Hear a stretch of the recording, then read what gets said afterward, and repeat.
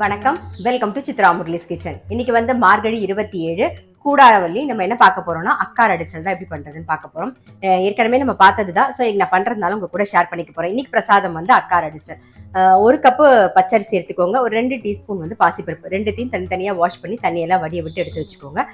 நெய்ல வந்து பாசிப்பருப்பை லைட்டா வாசனை வர அளவுக்கு வறுத்துட்டு அரிசியும் அதுலயே சேர்த்துட்டு லைட்டா அந்த நெய்ல பிரட்டி எடுத்தா போதும். அதுக்கப்புறம் ஒரு கப் அரிசிக்கு வந்து பால்லயே வேக வச்சாதான் நல்லா இருக்கும். நான் வந்து ஒரு 6 கப்பு பால் சேர்த்திருக்கேன். ஸோ நல்லா குழவா வெந்து வந்தாதான் நல்லா இருக்கும். 6 கப்பு பாலையும் சேர்த்துட்டு நல்லா மூடி வச்சு குக்கர்ல ஒரு சிம்ல வச்சு ஒரு 2-3 விசில் விட்டு ஆஃப் பண்ணிட்டீங்கன்னா சாதம் நல்லா வெந்திருக்கும். இப்போ நம்ம வந்து குக்கர்ல வச்சிடலாம்.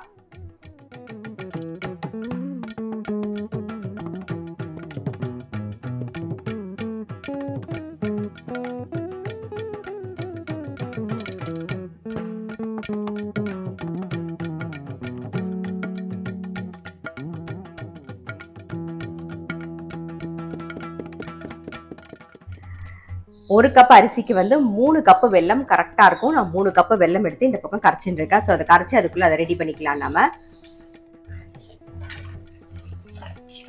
இந்த பக்கம் வெள்ளை கரைசல் ரெடி ஆயிடுத்து. இப்போ வந்து ப்ரெஷரும் அடங்கிருக்கும், பார்த்துடலாம்.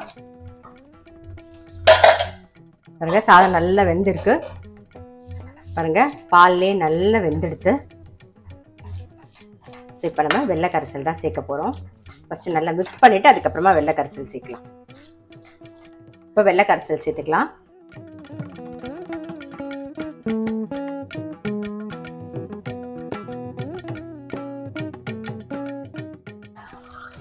வெள்ளை கரைசல் சேர்த்து நல்லா கலந்துட்டு ஒரு கொதி வரட்டும்.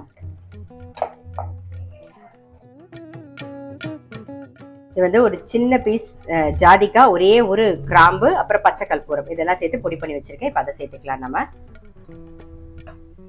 இது கூடவே வந்து ஏலக்காய் பொடியும் சேர்த்துருவோம். இன்னும் நெய் சேர்க்கல, இனிமேல் தான் சேர்க்க போறோம். நெய் கொஞ்சம் சேர்த்துக்கலாம்.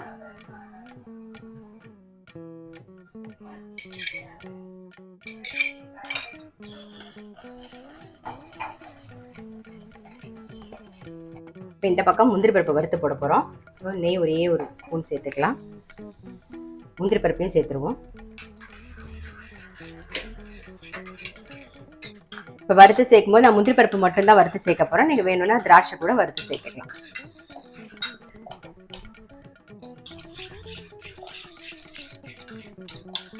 இப்போ முந்திரி பருப்பை சேர்த்துடலாம். அவ்வளோதான்.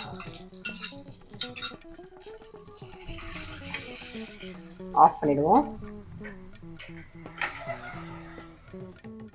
நம்மளுடைய இன்னைக்கான பிரசாதம் அக்கார அடிசல் ரெடி. ஸோ கண்டிப்பா நீங்களும் உங்க வீட்டுல வந்து ட்ரை பண்ணி பாருங்க. நாளைக்கு இன்னொரு பிரசாதத்தோட நான் உங்களை சந்திக்கிறேன்.